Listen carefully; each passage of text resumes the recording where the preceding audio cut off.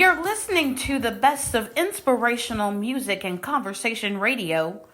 Brand new day with Emily Blue right here on We Talk Radio. I'm your host, Emily Blue, here with co-host DeAnn Lax. Thank you for joining us. And happy Father's Day to each and every father, grandfather, and father figure. I admit it. I am a daddy's girl. As we all know, relationships have their ups and downs, highs and lows. And relationships with your fathers are no exception, even to me. Although it was a winding road to get back to it, I am truly a daddy's girl. I remember growing up was a challenge for me as a young girl. My parents divorced when I was in the 6th grade. It was a painful and difficult time for me because I always longed for my dad's everyday presence in my life. Yes, my brother and I spent time with him frequently through the year, but it was not the same as being there daily. It made me feel some type of way emotionally. I bottled all my feelings up until I went to college. One day, it all came bubbling up and I released it all as if I exploded.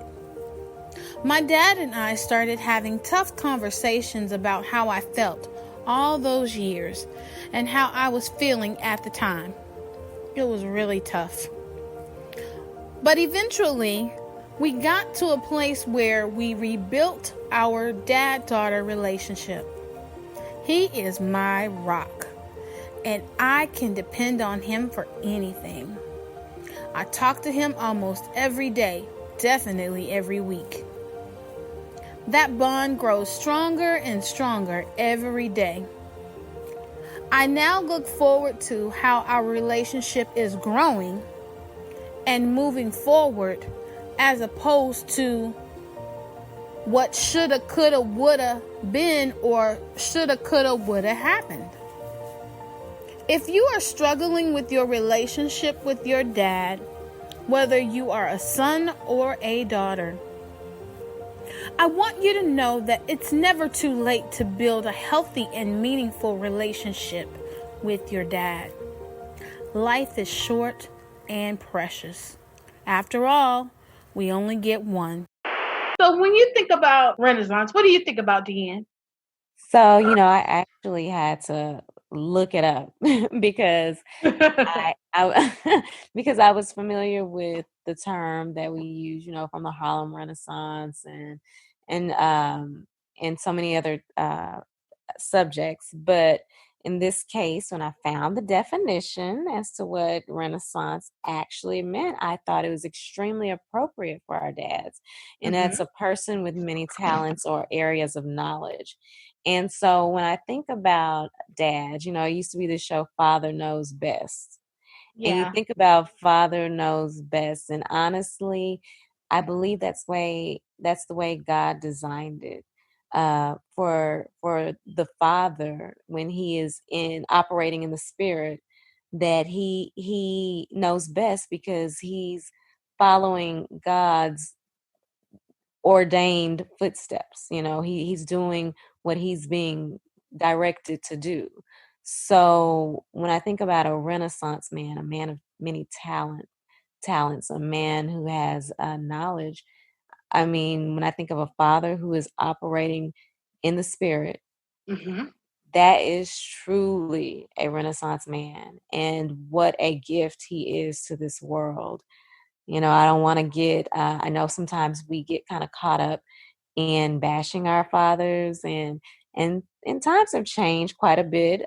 We used to be very heavily oriented male.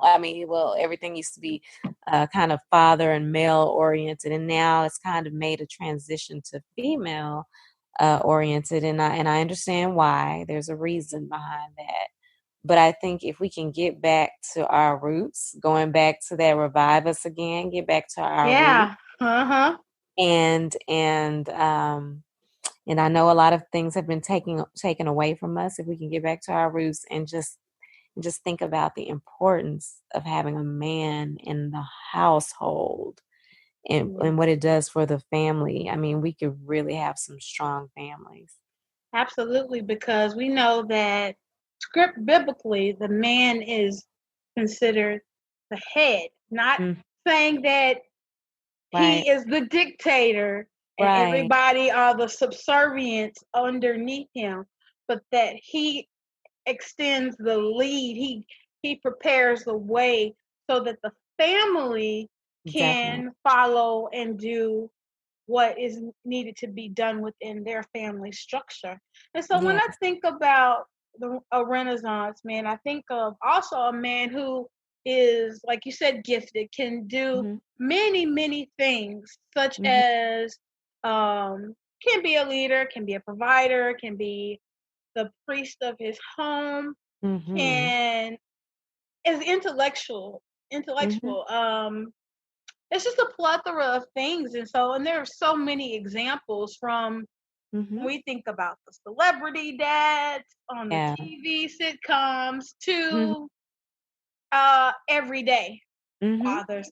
So what I know for me, when I look at TV, I think about some of the dads that kind of, I can kind of see my dad qualities in. Right. Like, I know this might be unpopular for some of you out there in our listening audience, because you might feel some type of way about the Cosby Show and Mr. Bill Cosby, but I need you to open your mind and I need you to think about the character and not the person. Right. Bill Cosby, I know that they were what is called the bourgeoisie or the elitist kind of family, but his fathering was universal. Bill Cosby's fathering was very universal. I remember the episode when when Theo was talking to his dad, he was talking about his grades. Yeah. And he was talking about a regular life. With a regular job. And regular people. And his dad told him when he said, I want you to accept me just the way I am, because I'd accept you just the way you are, Dad.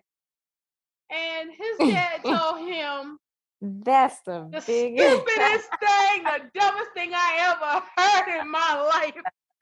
Yes, definitely. As my dad used to say, that Heathcliff Huxtable, he had some winners. My dad used to say he had some winners. So yeah, he had some winners. He definitely could relate to the old school way of parenting. I brought you in this world. I can take you out. Yes, take you out. Definitely. And I know that you and I didn't grow up around the whole time that the Good Times was on, and we watched the reruns, right? But I love the authority that James Evans walks in. James Evans, he walks in such great authority and leadership in the family, and he disciplines. And that's one of the things that as men, they set the tone, because they set the pattern for the discipline in the house. And James did not play. No, he did not. He did not play at all. He didn't let them come in and out of the house when they wanted to come in and out of the house. Matter of fact, when they had company, because when we were growing up, DeAnn, even at the very beginning, if you went over somebody's house down the street and you did something, they had authority from your parents or grandparents to take care of you if you got out of line. Exactly. And so when James and him had the visitor, because Michael was trying to help him out with his grades and stuff, because he was bullying him, James extended his rod of correction to him. Yes, ma'am. Yes. Yeah. And it's funny because my father, he was a disciplinarian, like both my parents were. Actually, my father was, but my mother, I would have to say that she was probably the stronger disciplinarian.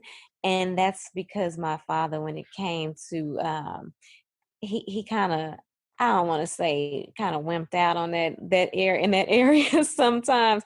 Like he was down for, like, now I ain't saying I didn't get any spankings. He spanked me. He did provide some discipline. But if you got a spanking from my daddy, okay, you were in trouble. Right. Because those spankings were really directed for my mama to do. And it got to the point where she would even be like, okay, why I always got to be the one? But if you got one from him, oh, you was really on his nerves. Yeah, you messed up. You messed up all the way up. And that's how I used to be,